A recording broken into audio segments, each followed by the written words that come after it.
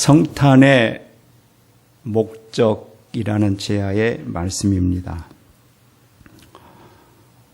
오늘 본문 성경의 18절을 보면은 예수 그리스도의 나심은 이러하니라. 그의 어머니 마리아가 요셉과 약혼하고 동거하기 전에 성령으로 잉태된 것이 나타났더니, 예수님이 성령으로 잉태되어서 이 땅에 오셨다라는 사실입니다. 그러면 우리 이 성경에서 우리의 주시고자 하는 하나님의 음성은 무엇이겠습니까? 예수님은 사람의 아들로 이 땅에 태어난 것이 아니다. 어떠한 3대 성인 중에 하나로 태어난 것이 아니다. 예수님은 하나님이시다라고 말씀하고 계시는 겁니다. 이것은 기독교에 있어서 매우 중요한 사실입니다.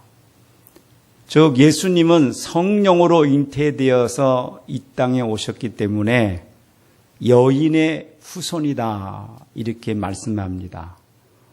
이 땅의 모든 사람들은 아버지가 있지요. 그래서 남자의 후손이라 그렇습니다.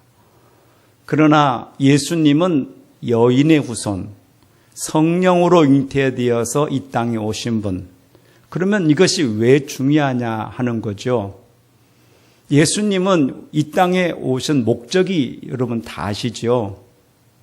그것은 결론부터 우리가 알고 한번 들어가 보는데, 우리의 죄를 십자가에서 감당하기 위해서 오셨습니다.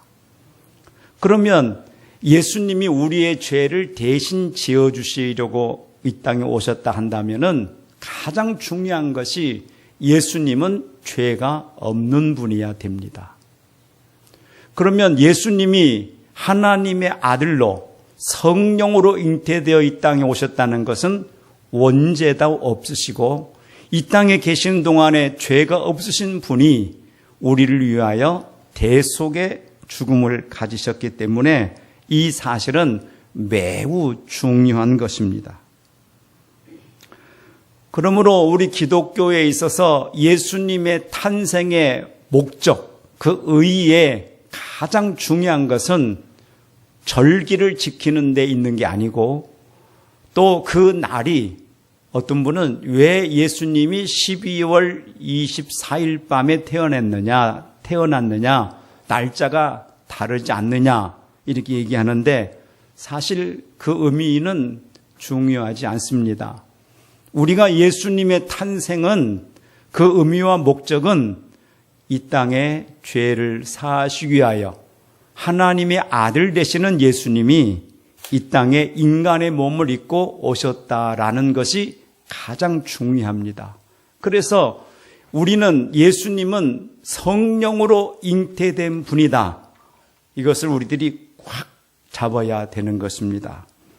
두 번째로는 예수님께서 이 땅에 오신 이유와 목적을 보면은 21절에 아들을 낳으려니 이름을 예수로 하라.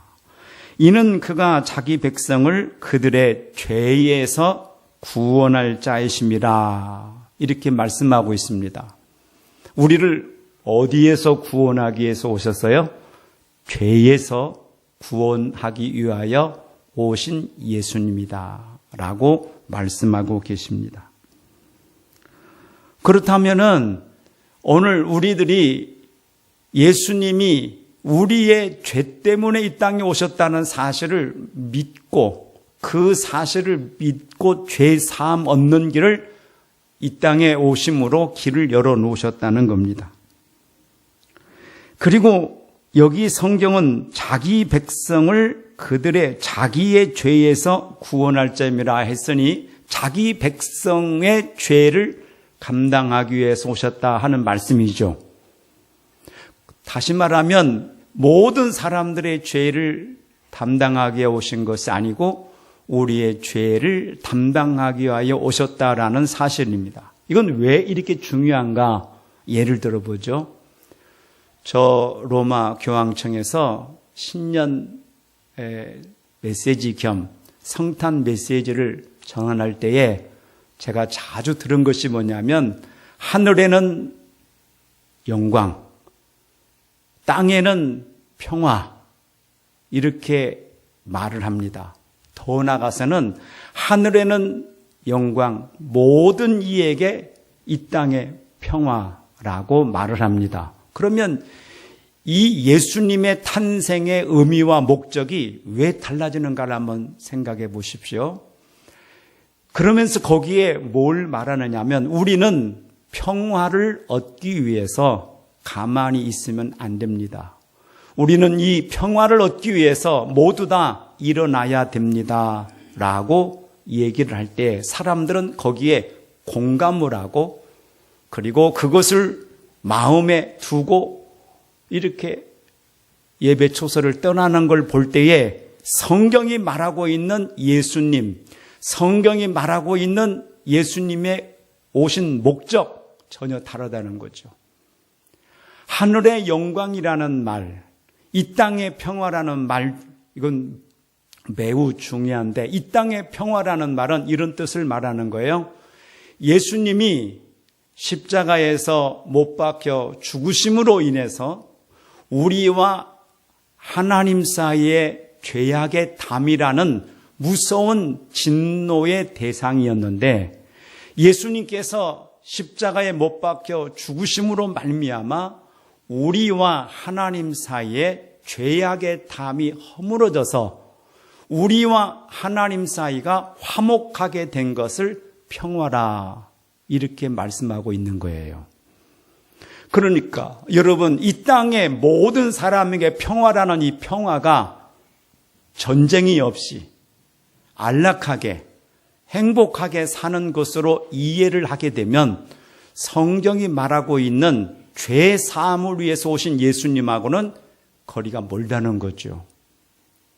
저는 놀라운 것은 교회를 다니는 분들이 즉 예수를 주라고 시인하고 다니는 분들 중에 많은 사람들이 예수를 왜 믿느냐? 예수 믿으면 마음이 평안해지니까. 이 땅에 평화를 주시러 오신 예수님이니까 믿는다는 사람이 의외로 많다는 겁니다. 그러나 또한 말하기를 모든 이에게 평화라고 얘기합니다. 그러나 성경은 우리가 꼭 기억해야 됩니다. 우리와 하나님 사이의 죄악의 담이 그 담을 십자가에서 죽으심으로 제해 주시고 그 하나님과 우리 사이에 평화를 누리게 만드는데 모든 이에게가 아니라 기뻐하심을 입은 사람들 중에 자기 백성에게만 죄를 사해 주시니 우리는 예수님이 나의 죄 때문에 죽었다는 사실을 믿어야만 죄 사함이 있고 믿어야만 영원한 생명이 있다는 사실입니다. 세 번째로는 이 예수님의 십자가, 예수님이 이 땅에 오신 그 언약 목적은 언약의 성취에 있는 것입니다. 성경에서는 이렇게 말하고 있습니다. 22절에 보면은 모든 일이 된 것은 주께서 선지자로 하신 말씀을 이루려 하심이니 이루시되. 이 말씀은 구약의 선지자를 통해서 예수님이 이 땅에 오실 것을 예언해 놓았는데 그 언약을 이루신 것이다 라고 말씀하고 있는 겁니다. 이사야 7장 14절에 예언되어 있습니다. 그러므로 주께서 친히 징조를 너에게 주실 것이라. 보라, 처녀가 잉태하여 아들을 낳을 것이요 그 이름을 임마누엘이라 하리라 라고 기록되어 있습니다. 즉 예수님이 이 땅에 오신 것은 우연히 어떠한 상황 속에서 오신 것이 아니라 예수님이 이 땅에 오실 것을 언약해 주셨는데 그 언약을 이루시는 하나님이라는 사실을 우리에게 확인시켜 준 사건이 성탄이다 이렇게 말씀하고 있습니다. 그러면 이사야서 그 이전에 예수님이 또 우리에게 오실 것을 약속하신 구절이 있습니다.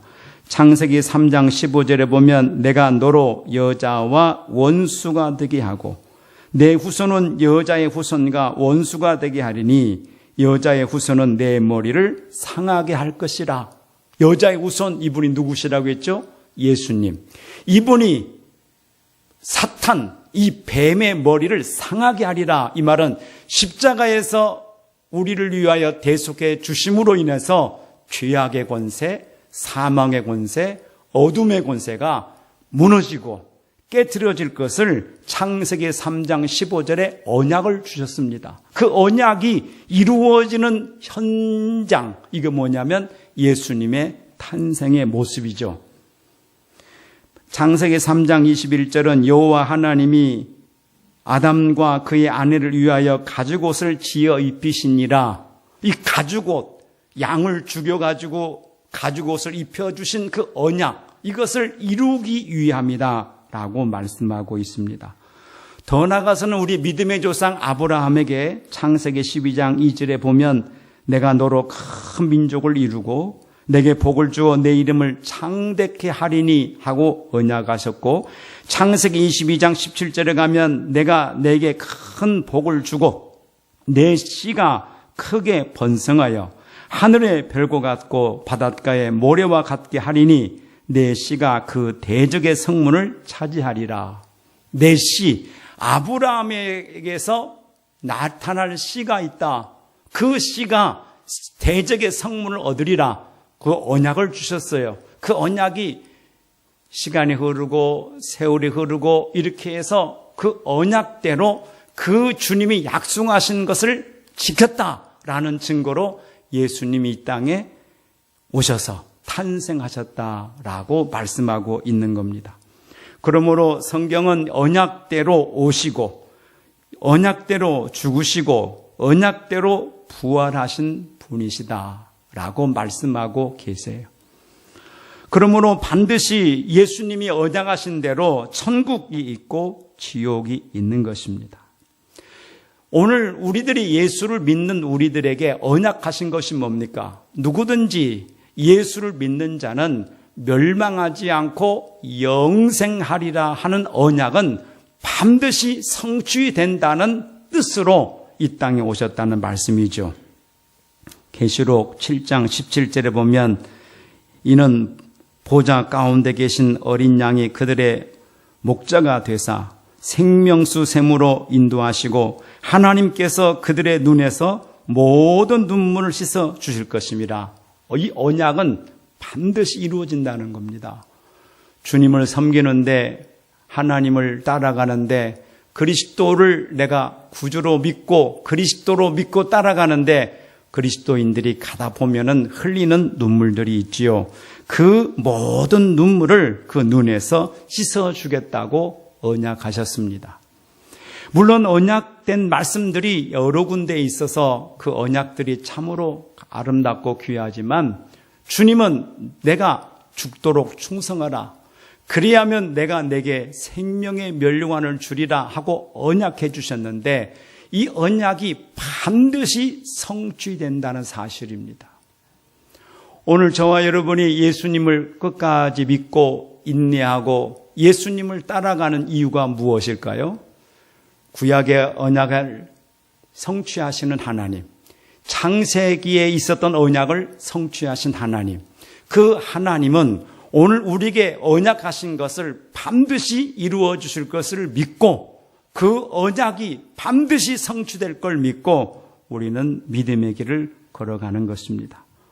계시록 21장 4절에 말씀하고 있습니다. 모든 눈물을 그 눈에서 닦아주시리니 다시는 사망이 없고 애통하는 것이나 곡하는 것이나 아픈 것이 다시 있지 아니하리니 처음 것들이 다 지나갔음이로라 라고 언약해 주셨습니다.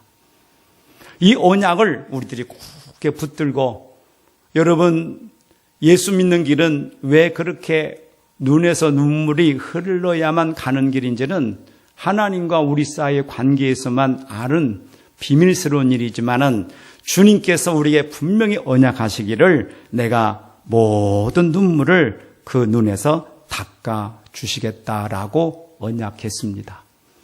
사람이 알지 못하는 믿음의 길, 사람들이 이해하지 못하는 믿음의 길, 하나님만 아는 눈물, 주님께 흘리는 눈물 헛될까요? 헛되지 않는다. 그 눈물은 반드시 주님이 닦아주시리라 언약하고 계시는 것입니다. 마지막으로 예수님이 이 땅에 오신 분은 성령으로 잉태되어서 오셨기 때문에 성령의 감동으로만 예수님이 그리스도라는 사실이 믿어지고 주시라고 믿어지고 성령으로만 그 예수님이 하나님의 아들이라고 믿어진다는 사실입니다. 제가 여러분에게 질문할 테니 여러분 마음으로 한번 답을 해보세요. 예수님이 나의 죄 때문에 십자가에서 못 박혀 죽으셨음을 믿으십니까? 그거 마음에 믿어지는 거, 성령으로 이 땅에 오신 분은 어떻게 믿어지겠어요? 우리 안에 누가 계세요? 성령님이 계시다는 놀라운 사실이에요. 이것을 증거하는 것이 성탄이라는 사실이죠. 성령으로 잉태되었다. 성령으로 나신 것이 있었다. 이렇게 우리에게 언약하신 거예요. 여러분, 성령님이 누구십니까? 삼위일체 하나님이시잖아요. 그 하나님께서 우리 안에 계셔서 우리 안에서 거하고 계신다는 위대한 하나님의 선언이요, 하나님의 언약이요, 하나님의 말씀인 것입니다. 그래서 우리는 항상 기억해야 돼요. 우리 안에 성전이 있다. 우리 안에 그 성전에 성령님이 지금 거하고 계신다는 사실을 우리가 믿어야 돼. 예수님 믿어지는 것은 공부를 많이 한다고 해서 믿어지는 게 아닙니다. 연구를 한다고 해서 믿어지는 게 아니에요. 믿어보려고 노력한다고 해서 믿어지는 것도 아니에요. 애쓰고 애쓴다고 해서 믿어지는 게 아니에요. 이 믿어지는 것은 성령님이 내 마음에 오셔서 나로 하여금 눈을 열어서 보게 하고 알게 하고 믿어지게 했기 때문에 예수님이 그리스도라고, 나의 죄를 위해 십자가에 못 박혀 죽으신 그리스도라고 믿어지고, 죽으신 그리스도가 부활하신 걸 믿고, 우리도 미국의 그 날에 갈 때에 그때 주님이 눈물을 닦아주실 것을 마음에 믿어진다는 사실이죠. 안산에 목사님이 간증하는 걸 제가 들은 적이 있습니다. 그분이 어릴 때에 가난하고 너무 가난했는데 교회를 가자고 해서 교회를 갔답니다. 갔더니 여름 성경학교를 하는데 먹을 것을 많이 주더래요. 그래서 먹을 것을 먹으려고 교회를 다니기 시작했는데 주일학교를 마치고 중고등부를 마치고 청년부를 다니고 있는데도 전혀 안 믿어지더래요. 사기 같더래요. 어떻게 예수님이 처녀의 몸에서 태어나고, 어떻게 예수님이 십자가에서 죽었는데 다시 살아나시고, 그 예수님을 믿으면 천국 가고, 이런 것들이 전부 믿어지지 않더래요. 그래서 믿어보려고 애를 쓰고 믿어보려고 애를 쓰는데도 안 믿어지더래요. 그런데 어느 날 갑자기 자기 마음속에 이 모든 것들이 다 한꺼번에 감동이 오면서 다 믿어지더라는 거죠. 그럼 그 순간 누가 역사해 주신 거죠? 성령님이 오셔서 믿어지도록 역사를 한 거예요. 우리는 교회에 와서 나도 모르게 그것이 저절로 믿어지고 어떠한 논리도 이해도 안 되는데 믿어지는 것은 하나님의 성령님이 우리 안에 거하시는 놀라운 사건이고 축복이고 은혜요 역사입니다.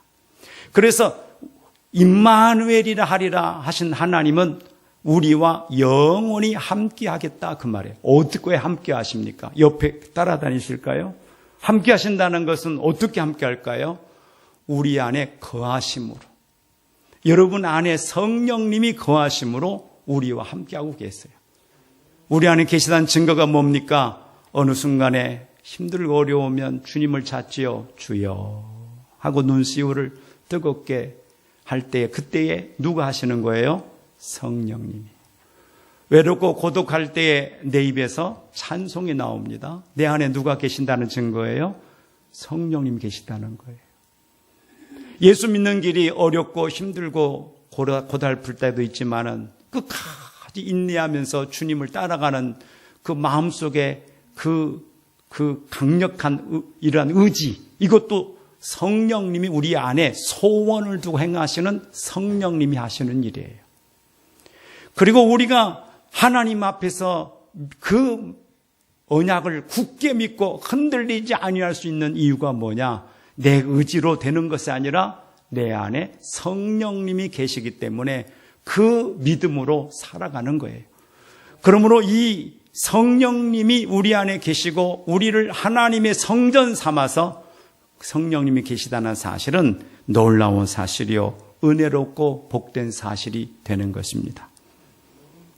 혹이라도 성탄절을 맞이해서 하늘의 영광, 이 땅의 모든 이에게 평화라는 그러한 생각으로 우리가 혹시 과거에 가졌다면 그런 것들을 다 제해버리고 붙들어야 할 게 뭡니까? 하나님이 예수님이 우리의 죄를 위해서 이 땅에 영광의 보좌를 버리시고 오시고 십자가에서 죽으사 우리를 대속해 주시기 위해서 오셨다는 사실을 굳게 믿는다면 예수님이 이 땅에 오신 이유와 목적이 우리에게 부합한 성도의 삶을 살아갈 수가 있습니다. 이 모든 은혜가 우리 성도님들의 삶 속에 넘치시고 위구의 주님이 우리를 부르실 날이 있을 거예요. 그날에 우리들이 주님 앞에 가는 날에 주님께서 우리 눈에서 눈물을 닦아 주실 것을 우리는 굳게 믿고 그 언약을 믿고 나아가기를 주 예수의 이름으로 축원합니다. 우리 하나님 앞에 찬양 한 장 드리겠습니다.